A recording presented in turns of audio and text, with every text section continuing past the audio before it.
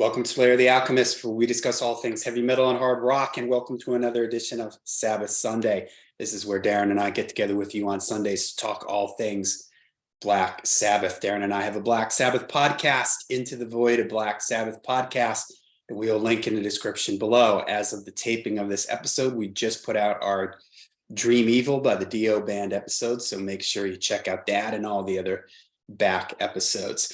For today's episode, though, we had a great suggestion from someone who left a comment on one of our other Sabbath Sundays. It was from Matthew Fedorko. Sorry if we're saying your last name wrong, but he had an idea for us to make our own Sabbath album. Pick 10 songs and make a Sabbath album, from our favorite 10 Black Sabbath songs, or however we want to construct it. So we thought it was a great idea.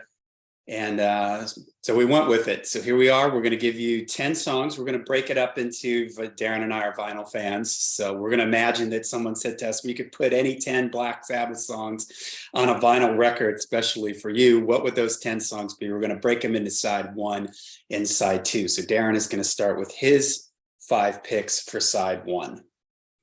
Okay, so number one, first track, I'm going to start off with Thrill of It All. And then number 2, second song, nice. Voodoo. 3, The Shining. Track 4, I. And the last song on side 1, Die Young. Can't argue with that. Nice to see you start with Thrill of It All. That's a cool way to start the album for sure. Okay, for me, I had to start with Black Sabbath, the song Black Sabbath, just because it always puts me in the mood. It's with the rain, the bell, and everything. So I had to start with Black Sabbath. Then I wanted to pick up the pace, so I went number 2 for me is Symptom of the Universe. Number 3 is Sign of the Southern Cross. Number 4 is Headless Cross. And number 5 to end side 1 for me, just like it ends side 1 of the album, Heaven and Hell, the song Heaven and Hell. Very cool. Okay, so side 2 for me is going to start with Sign of the Southern Cross. That's a great opening track for the second side, the way that Die Young, or if it was on one continuous from 1 to 10 on a CD, going from Die Young, Sign of the Southern Cross, I think sounds pretty cool. And one thing I did do is, while I was figuring out this list, I went and I put all the songs back to back. I went through YouTube just to see how each one would start up against, so the first track, and then how it would go into from Thrill of It All into Voodoo, and then from Voodoo to The Shining, and then to I, and then to Die Young, just because I'm just kind of fastidious about sequencing and having the songs flow a certain way. And the unfortunate thing about my side 1 is that all of them ended in a fade out. Fade outs are cool, sometimes, but and even like in a typical album, usually the first 3 songs, it's not really good to have any fade outs for the first 3 songs. Maybe like the last song or second to the last song on the first side or something like that. But all of my songs are unfortunately fade out, so that's the only drawback to this compilation. But anyway, so moving ahead to side 2, so Sign of the Southern Cross, and then I've got Keep It Warm, then Glory Ride, Looking for Today, and finishing off the entire compilation is Under the Sun. That's a great way to end the compilation, with that sledgehammer, just heavy anvil, just boom, dropping at the end. But what I try to do is I try to get a little bit of everything, and it's impossible. I mean, there's a lot of songs. These are all songs I really like, of course. They're my current favorites, and not my all-time favorites, I guess. But it's what I'm currently listening to. It's currently interesting to me. These are the tracks that I've been listening to. These are some of the ones we've mentioned recently in our Sabbath Sundays or in our podcasts, appear on this list. So this is kind of where I am right now. So yeah, I kind of went to, I didn't I went with where I am right now. And if again, if somebody said I can make a vinyl album for you, you know, and what songs would I have picked? And you know, it might be a fun experiment, and maybe we'll do this at some point. Maybe we'll make it a double album for this experiment. But if we were to make a double album to give to someone who's never heard any Black Sabbath songs before, what would we put on that record? You know, because that would be different. We'd probably there would be songs on there that I'm kind of burnt out on that didn't make it onto my album. And my album, I had mine spread across where I had stuff from all the different eras. But then when I really started chiseling away at it, and I was like, well, wait a minute, I really want this song on there over this. It just landed up that it was real heavy on the Ozzy and well, the Ozzy stuff first, and then the Dio stuff. And I think it's because you know we did our Sabbath Sunday episode, the quintessential Black Sabbath album, and I kind of regretted my choice a little bit later because after listening to your side of the argument, I was kind of like, you know, it is kind of true. The Ozzy era, it's just it laid the blueprint for Black Sabbath. And although when Dio came in, they certainly wrote their own chapter of the book. There's just no denying that original band and that's what we heard first. You know, that's what we experienced first was the Ozzy era and the Dio era. So, all right. Yeah. So all that said, oh yeah, one other thing about the fade outs. Black Sabbath is usually pretty good about fade outs. Like they serve a purpose, like Mhm. Lonely is the Word or Over and Over, the way those fade out, the way Sign of the Southern Cross fades out into E5150. You know, they're usually pretty good about that, where it's just not like they're just fading out because they couldn't come up with an ending, Yeah. you know, to the song. Although sometimes, you know, maybe that does happen. But for the most part, a fade out can be really effective when it adds to the mood of the song, where it has you sort of sitting on the edge of your seat and it's sort of a ship sailing away into the horizon type of feel. But there are times like with the Holy Diver remix where I didn't realize like practically every song on Holy Diver fades out.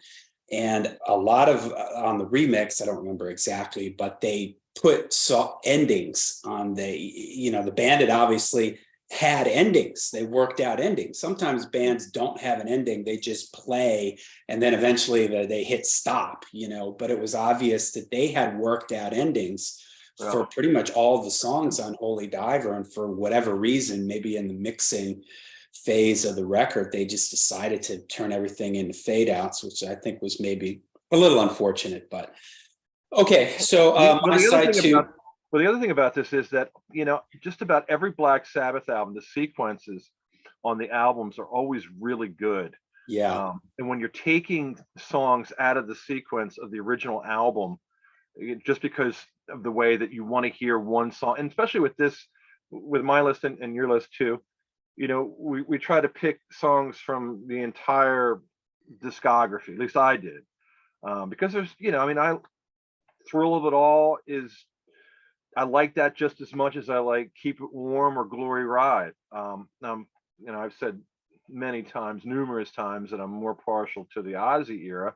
But I mean, you know, and you're the same way. We like all eras of Black Sabbath. But so when I was looking at this list, there was definitely songs that I knew that had to be on the list, and then there was a list to the right of other songs that I really liked that were contenders, but it depended on how they flowed with the songs that I knew I definitely wanted, because I wanted to have a sequence, I wanted to have a flow, and it wasn't just like, you know, just throwing some songs together. Oh, well, I like Snowblind, and yeah, I like Headless Cross, and maybe there's a way to integrate those songs too. But I went with the songs that I'm, you know, like I said, like I'm currently listening to, the ones that are currently my favorites, and then I had a list of songs that I always like, some that I've been listening to more recently, and trying to get those to fit in with the ones that I knew I had to have. And so, I mean, it can be really kind of tricky figuring out a sequence, just the way one song starts and the way that it ends and goes into the beginning of the following song.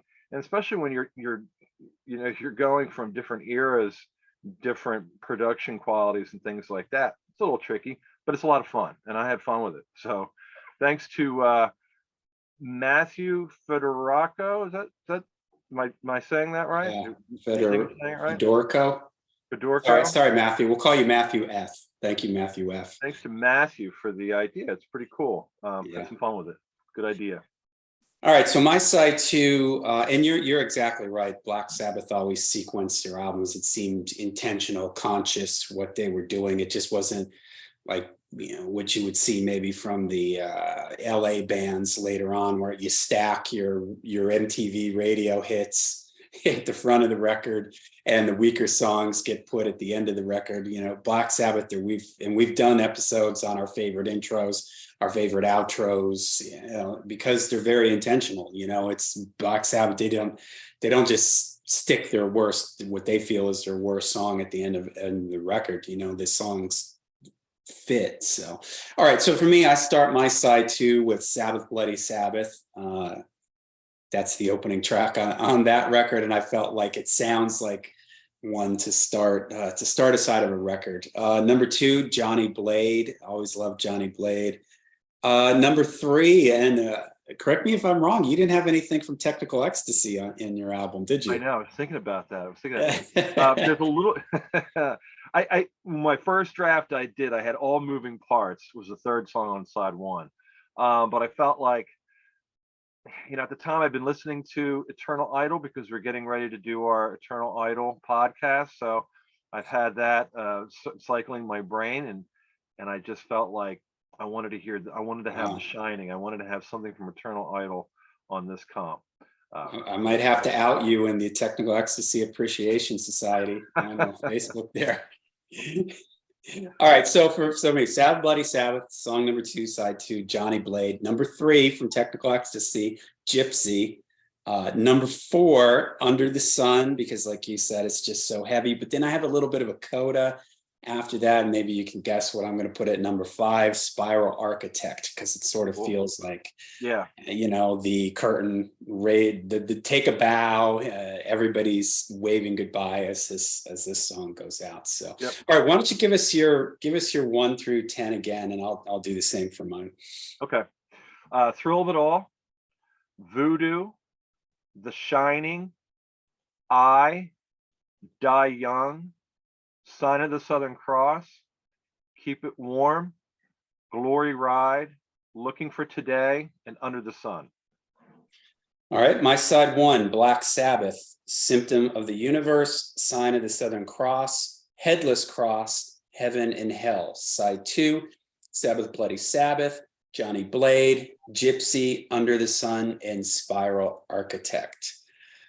All right, well, there you go. There's Darren and I. If we could press our own vinyl copy of some of our favorite Black Sabbath songs, this is what it would be. This is kind of a fun concept. Maybe we'll expand it to some other ideas. If we just had to make an album from the Tony Martin era, or, we'll see. Maybe we'll expand on this. Let us know in the comments down below what you guys think of our picks. Let us know what your picks would be. Maybe if 10 is too much for you, how about an EP? 4 songs, what would be the 4 songs that you would pick? So let us know in the comments down below, and make sure you check out our podcast linked in the description, and we will see you at the next Sabbath Sunday.